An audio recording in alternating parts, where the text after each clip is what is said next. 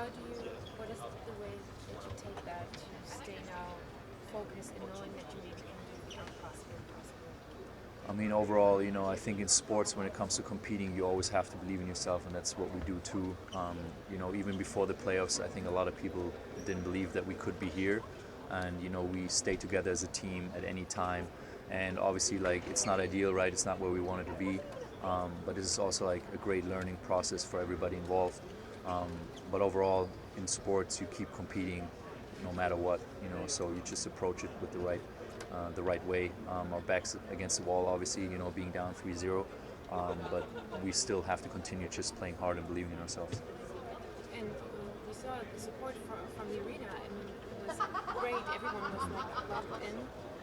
Would you say today that even this tomorrow, this could be the difference that the support of the fans that kind of give you the extra kick to Yeah. finally come up with a win? Yeah, I think our fans have been great all season long.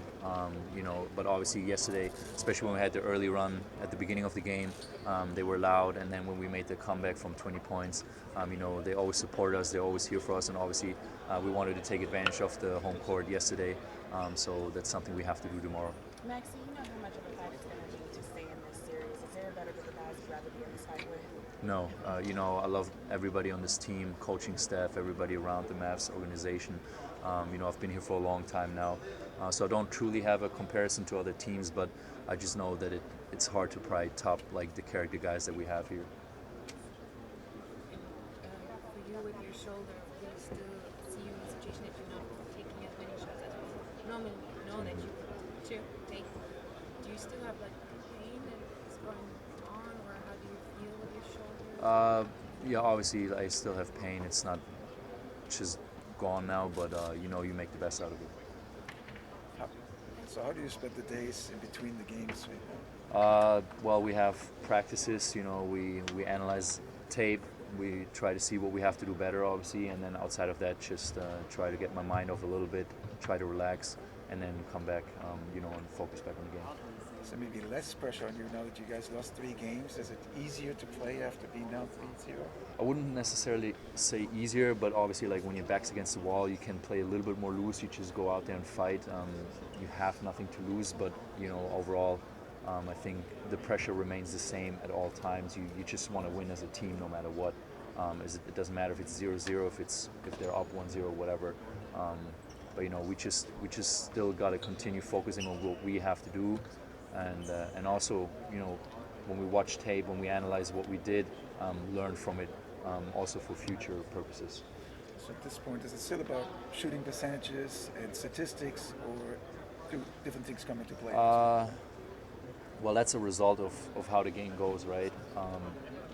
I think we just have to create better spacing for Luka and Kyrie to operate, get the right guys involved, and that will also give us better percentages. Obviously Boston's playing a little bit different than in the series that we had before, just because of the 5 out, a lot of switching and stuff like that.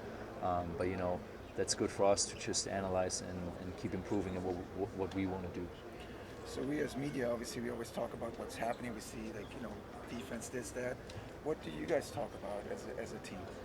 Defense and offense, yeah. I mean, obviously both sides. Boston has been a little bit different with the 5 out spacing, especially because they have really great shooters all around. So that changes how we can play defense or have to play defense, how we have to rotate a little bit, and on the offensive end. Because they switch so much, we have a lot less lob passes than in the other series that we had before. So we just gotta. We know that it's going to be a lot of one-on-one, and especially for Kyrie and Luka, and that's when we have to create the gaps for them so they can attack and make the right plays. Luka seems to be very tired towards the end of games. How is it as a team that you can help him? I think we got to make sure that we protect him on the defensive side, especially. He carries a lot of weight on the offensive end. Him and Kai basically do everything for us, create the shots for themselves, for everybody else. So we just got to make a better. Everybody else, we all have to do a collectively better job in protecting everybody else than on the defensive side. One last question. Obviously, you're injured. Probably takes a lot out of you to be focused. How much does it play into it when you're on the court? Do you still feel like your shoulder, or is it something that just, the adrenaline kicks in and you don't even feel it anymore? No, you definitely still feel it all the time. It's sore and painful, but I wouldn't say that professional sports always is easy or like pain-free. So you just have to deal with it and find a way. You mentioned helping Luka out. Is there possible he's maybe trying to do too much, particularly on offense? His usage rate over the first 3 games has been historically high, and I think it was north of 38 in that last game, which means he's trying so hard to create for you guys. Is it almost essential to maybe get the ball out of his hands a little bit more, so he's not doing as much and he's able to be fresher down the stretch? I mean, yes and no. Like on the one hand, right, there's a reason why he has the ball so much. He just makes great decisions all the time, like for himself, for his teammates. He creates so much attention and opens up the floor for everybody else. But maybe at times it would be good just to like give him a rest. But then we gotta like just make sure that everybody else is in the right spacing and in the right positions to create that. But overall, there's still mismatches that you want to attack or that you just want to take advantage of.